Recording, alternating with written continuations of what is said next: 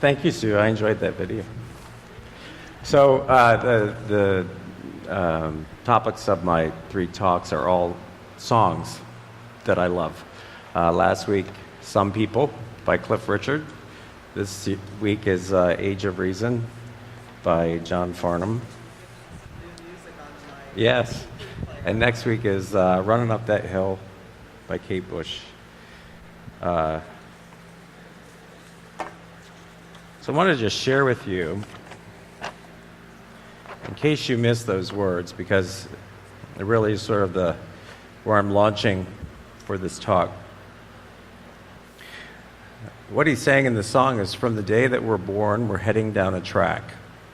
Sometimes it's made for good, sometimes for bad. But if we look behind us, there's a wave coming down, carrying us forward to a new age. What about the world around us? How can we fail to see? And now that our fathers have gone and we've been left to carry on, what about the age of reason? So why can't we be still, and why can't we love each other? Is kindness an ancient skill buried by our blindness? And if we look behind us, there's a wind blowing in to create the age of reason. If we consider carefully the options put before us, so much wisdom, so much love, so much waiting for us. And if we look ahead, there's the sun and the seasons, another day, another age of reason. So I always loved that song in the sort of dark days before I found my teaching and eventually my ministry. It's one of those songs that I used to put on my iPod Nano, I don't know what it was back then, and put it on repeat along with Annie Lennox's Why and just cry. So anyway, it's a meaningful song to me, and it's a great message. He's talking about sort of, we have these old ideas behind us, and it's really relevant to today. I suppose it's relevant to any sort of time in history. But now that our fathers have gone before us, so sort of now that we've graduated or we've moved on in the building of consciousness as human beings and spiritual beings, what do we do with that? What about it? What about this age where kindness, and we talked about kindness last week, but kindness is sort of thrust upon us as a way of living and moving and having our being, right? So I want to start at the beginning of time, and we can, I figure a few trillion years or whatever it is. So if everybody, why don't everybody stand up? Stand up. We're going to have a 7th inning stretch, baseball fans. Okay, so spread your arms out here. All right, so if we start with our left fingers, okay, and we move across somewhere around our left elbow is actually where we have some concept of where the earth began, okay? So if we move across to our heart and to our right shoulder and to our right elbow, at right about that point, we start to have sort of single-cell organisms, okay? So we keep moving across to our wrist, and then in between the joints of our fingers, there's the dinosaurs. And then if we get to the fingertip of our longest finger, that's human existence. To the nail of the fingertip of our longest finger. And if you can put down your arms. If I take a nail file and lightly brush the nail of that longest finger on my right hand, I've just wiped out humanity. Sit down. So I just want to, because we're going to talk about consciousness, I just want to give you some idea of consciousness and what is consciousness and how long has that existed. So not very long, really. And that's just the history of the earth as we know it. The history of this planet, that's not the history of the universe. It's not the history of the beginnings of human or beginnings of time. So metaphysically, and Charles Fillmore did a great deal of great work on the metaphysical interpretation of the Bible. If we go back to the creation story, and not the creation story from Adam and Eve, and not the creation story from the 7 days of creation, but the third creation story that's in the Bible. Anyone tell me what the third creation story? What's the metaphysical, mystical? It is John 1, which is one of my very favorite verses. So John chapter 1, in the beginning was the Word, and the Word was with God, and the Word was God. He was with God in the beginning. Through him all things were made. Without him nothing was made that has been made. In him was life, and that life was the light of all mankind. The light shines in the darkness, and the darkness has not overcome it. And it goes on to say, the Word became flesh and made his dwelling among us. We have seen the glory of the Son of God, who came from the Father, full of grace and truth. So as students of Unity, we know that Jesus, as our way shower, and that what John chapter 1 is saying to us is that in the beginning was the Word. In the beginning there was all of consciousness. There was all of that which was on thought. There was all of that divine substance. And it says in the Old Testament that when Moses went to the mountaintop and asked God, who are you? And God gave this very precise answer and said, I am that I am. So, in the beginning was the Word, and the Word was with God. So there's all of this divine potentiality. And in the self-contemplation of God, God put thought into that divine substance, into that potentiality of all that is, and we know that thought is creative. Is that right? That's what we teach. Thought is creative. So through the self-contemplation of Spirit put into that divine substance, into that nothingness, into that ex nihilo, I am that I am, and something happened. Something big. Something that made a big bang. Can anybody tell me? The Big Bang! Yeah, good job. So from that nothingness, from that nihilo, they say creatio ex nihilo. So from that nothing came all of creation. And from all of that then came from our left hand to our right hand and to this little fingernail, human existence. And so for 50,000 years ago, humans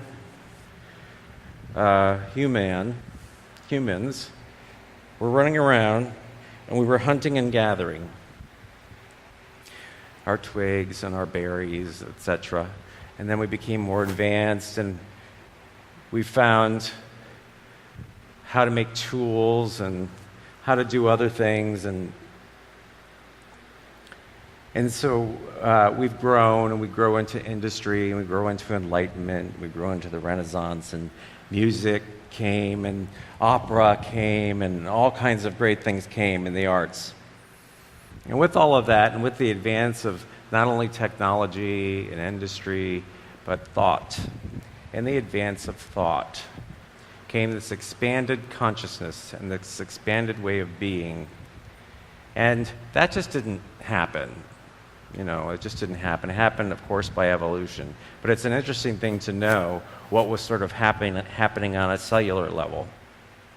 that was affecting our consciousness. So he had all these little neurons and things that were sort of all independent. If anybody knows who Alan Turing is, who I did my senior thesis on actually in college. Alan Turing, many of you probably maybe have seen the movie about his life. Alan Turing developed the idea of artificial intelligence. He is a philosopher, and so in his theory of artificial intelligence, which Stephen Hawking last week, I think, said he's afraid it's going to take over the world, and so did Bill Gates. So that's another discussion for class. But what his basic idea is if you took the human mind and the human consciousness and you boiled it down and boiled it down and boiled it down and boiled it down into simpler and simpler and simpler and simpler and simpler minds until you basically had just a bunch of stupid minds left. That it is really all of those stupid minds, and I use that term loosely, it's all of those unintelligent or very simple minds that work together as an organism to create this advanced being that is all of us. Now, what's interesting about this is all these little minds, these little neurons and these little cells, didn't all sort of grow together in harmony and say, oh, I like you and you like me, and we're just going to get along because everybody gets along, and we're going to kumbaya and create a sentient human being and this spiritual essence that all of us are. It mirrors creation perfectly. In the beginning, the Word was with God, the Word was God. Through the self-contemplation of spirit, creation began. And did creation begin in an orderly process? Did the Big Bang proceed harmoniously? Well, it proceeded harmoniously, but it was a mess. It was a mess. Until sort of everything's kind of congealed, and there was a lot of gas going on, and planets were formed over all of this time, and things came together, and everybody was sort of doing their own thing until, by hook or by crook, they decided to get together and start to create matter and come into form. So it is with all these little neurons that were running around. It was a state of really anarchy. Each of these little things were anarchists. And so it was sort of a situation where it wasn't a great bureaucracy like we might think. Like it was all just very organized and bureaucratic. There were a bunch of anarchists that came together and decided that it's good for me if I work with you, and I don't really care about you, but together, it's going to help me, and you're going to help you, and we'll advance. And why that's important, why that's interesting to know, is because as it advanced, and as these cells came together, and as those little anarchists grew up into the mind that we have, into the thinking mind, there was something that happened, which is that intelligence took over, this divine thing took over, into this harmonious being that is created in us and as us as children of God. Now, it's sort of a publisher-perish thing, like a professor in academia. So what happens is there's either harmony or there's disharmony. Either there is cooperation or there's not. So when you have these rogue elements that are out of discord and disharmony with everything else, we know those rogue elements, those rogue cells, those rogue parts of our physical body as illness, as sickness. Those are discordant, physical parts of our body that are out of harmony with the well-being of everything else. Now, if we go back to the beginning, in the beginning was the Word, and the Word was with God, and in the beginning, I am that I am. In the beginning, there was nothing, and from that ex nihilo creation, through the self-contemplation of spirit, came matter and form. Then we know that all of that that's existing below, whether in harmony or in discord, is sort of a trickle down, right, from what it is that we have going on up here. And it's important. Now, I want to give you a factoid, because I love factoids. Did you know that you're capable of 40 conscious thoughts per second? So stop it. What are you thinking while I'm talking? And wait, this is going to blow you away. 11 million subconscious thoughts per second. Yes, 11 million subconscious thoughts. Our brains are so busy. All those little things are still just, they're firing away, and there's so much going on. 40 conscious thoughts a second, 11 million subconscious thoughts per second. And if any of you have ever been in a car accident, you know this is the truth, because you experience it when time slows down. It's the most bizarre thing. Has anyone experienced this? It's crazy, isn't it? It's like time slows down, and or it can't even not be a tragedy, but you have experiences where you consciously recognize, oh my God, I thought all of that in a split second. You know, the whole concept of the life flashed before my eyes. So just think of the capacity and the capability of this mind that you have. It's so great. So great. Now that I told you that, you're going to go home and think about all this stuff that's going on in your head. Your brain's going to explode. But the important thing to know is that our bodies and our brains, because it's mind, body, spirit, it doesn't send energy, it doesn't send glucose and all these other things to take action, for you to take action in your world, unless the body as a whole decides it's worth it, decides it's worthwhile. And that's a conscious process.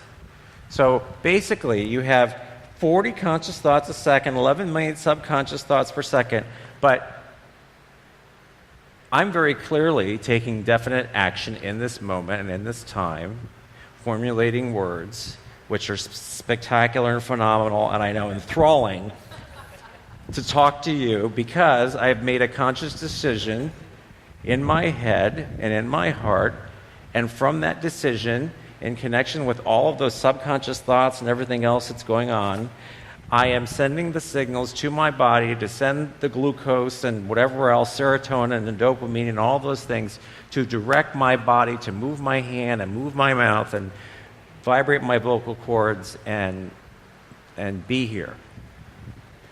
So, given that all of that's happening, you have a tremendous amount of control over what your thoughts are and what actions you take in your life. So why do I want to start from the beginning and all of this massive quantity and infinitude and bring us down to the idea that we consciously direct our thoughts and words? Because underpinning all of your thoughts and words and actions, you have the universe behind you. All of this feeds into this moment in time. You are still breathing atoms and molecules from the first moment of that Big Bang. Still circulating in our air. Still a part of us. I mean, the whole concept of you're made of stars. Well, you are. You really are. We still breathe it. So the infinite not only underpins our thoughts, it is us at every second. And so as part of this process, in this long thing to the humanity, which I'm not going to rub my finger because I don't want to wipe out humanity. But in this little place, there was a lot going on, and something was guiding, guarding, and directing this whole process all the way here. Love was happening without us ever being a part of it. Creation was happening. And so we've been brought to this time and this place with all of this coming into being and all of us by divine appointment arriving here. You've all showed up on time. And even though my watch says 10:30 because the bezel fell out, you've all arrived on time for your divine appointment. You are here. Congratulations. And so, now what? What are you going to do about it? You've got the force of the universe. You've got the power of all these thoughts. You're made of stars. And John Farnham says to you, what about the age of reason? What about it? What are you going to do? Because so far we've failed to see all of the love and kindness. So far we've failed to see. But see, this is one of the, it's so great, the greatest things about spiritual communities like this. Because we are inextricably connected to everybody else. We are. I just explained it to you. We are connected, whether you like it or not. And here's the thing.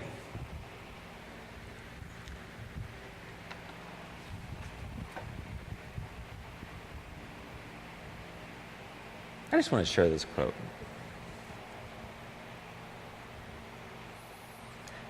Randy Zuckerberg wrote this book called Complicated, and it's about sort of our obsessions and, algorithms. If you're on Facebook, now there's an algorithm in Facebook on your timeline so that it tells you what you want to hear, basically. I don't know why. I must have clicked the other day on something that had to do with underwear. I'm kidding you not. And now, on the right-hand column of Facebook, there's all these underwear ads. I don't know why. Maybe I was looking for a deal on, I don't know. But anyway, I can't get rid of it. And it thinks it's telling me what I want to hear based on my behavior. Until I tell it I don't want to hear that, and then it's going to stop sending that to me. But anyway, I want to share this quote with you. You only live once, so make sure you spend 15 hours on the internet every day desperately seeking the validation of strangers. And Chris Rock said that. So, we want to be conscious of our time. And I go down the slippery slope of Facebook, I really do. We want to be conscious of our time and what it is that we're doing with it. But the best part of our mind is it's plastic. There's neuroplasticity. And as people in New Thought, we know that we're sort of all connected. We're inextricably synced. And that there's actually this symphony going on in our brain of all of these things coming into being and coming into thought. And the thing is, it sort of all works on autopilot unless we stop. Stop in meditation. We stop in prayer. We stop by coming to service on Sunday. And we put an awareness wedge in there. We sort of put a wedge in there to stop that process and regroup. And we say, okay, what are we going to do? What are we going to do at this age of reason? What are we going to do about it? We're going to align ourselves with divine mind. We're going to align ourselves with love. And we know that this power, the power of thought aligned with divine mind, is that which created the universe. That the stuff of the universe and all that underpins it is at our disposal because I just told you it is. And so I want you to know and realize that these papers are not staying where I want them to. That's all right. Oh, there's a clip. How handy.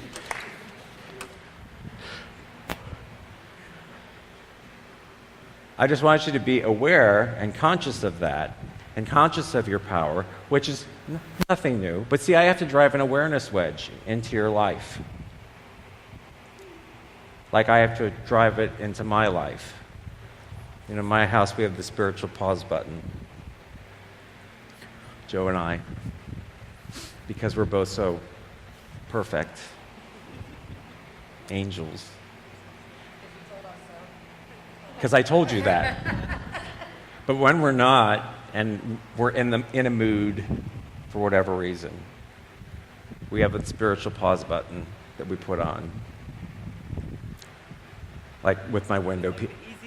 No, it's like with my window people that came on Thursday to replace all the windows in my house and told me that they'd be done on Thursday. It's now Sunday. They were 2 hours late, and one guy came, and I still have 10 windows left. 4 days they've been there. So this morning, as Joe was getting ready to leave for Brussels, I said, Joe, spiritual pause button. These people are driving me insane. I will not give them a good recommendation to anybody. I'm going to send out to the listserv in historic Newport how terrible they are. Forget it. Spiritual pause button. But you know, we don't know what's happening in their lives. They could have things going on. You know, this sort of, I'm reverting back to the kindness that I told you last week, didn't I? I told you, and you weren't here. I told them last week to be kind about the force of kindness. And see, this week, it's been on my mind because then when I come and do a lesson on that, then I'm very conscious of it. So that's where the spiritual pause button comes in handy. So we use the awareness wedge to allow ourselves to regroup and come back to earth and be the spiritual human beings that we are and allow ourselves to have these thoughts. But know that one thought in divine mind is more powerful than millions of thoughts. Then, wait, what did I just tell you? 11 million subconscious thoughts a second and 40 conscious thoughts a second. Multiply that times a minute, and then an hour, and then a year, and then a lifetime. And think of what one good prayer does for you and your life. That is the power that you have as a spiritual being, aligning with divine mind, centering in your heart, realizing how beautiful and worthy and just wonderful you are. Because when you put yourself in that place,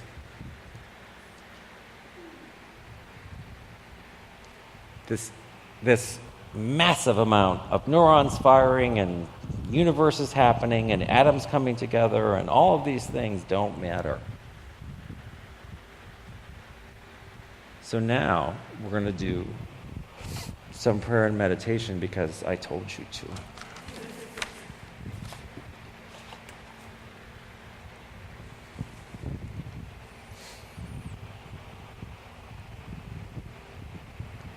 And so we come together today to recognize and celebrate this wonderful thing that is God.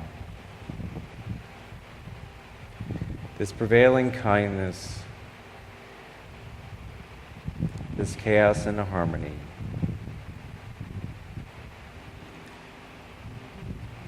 And we bring ourselves to this present moment right here and right now. We bring ourselves to this present state of awareness and this present state of understanding that we are the stuff of the universe. That our mind is creative and that we are powerful.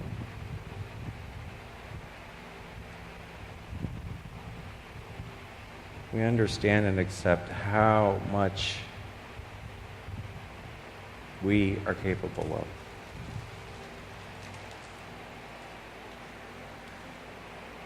And that we are connected to every heart and mind in this room and beyond. And so as we join in prayer, we join in power. And we know peace. And we know harmony. And we know joy.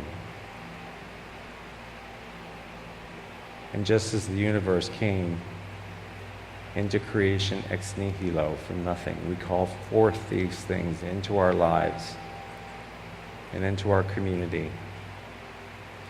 We call them forth into being, and we know this is the truth.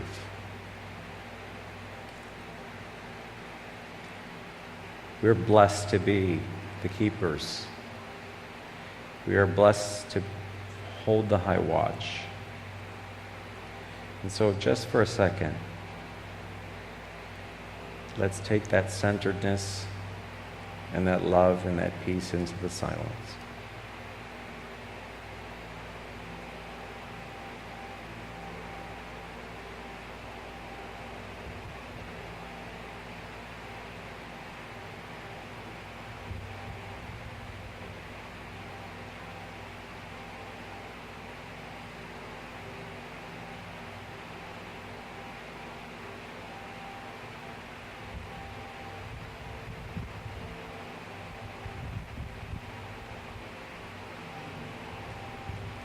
So with grateful hearts, we know this and release this. And we know it's true right now. And so it is. Amen. And now please join me in singing In the Stillness. In the stillness of this moment, I feel love. I feel love. In the stillness of this moment, I feel love, I feel love, and I rest and trust and breathe and know that in the stillness of this moment, I feel love. In the stillness of this moment, I am peace. I am peace. In the stillness of this moment, I am peace. I am peace. And I rest and trust and breathe and know that in the stillness of this moment, I am peace. I am love. I am peace. I am love. I am peace.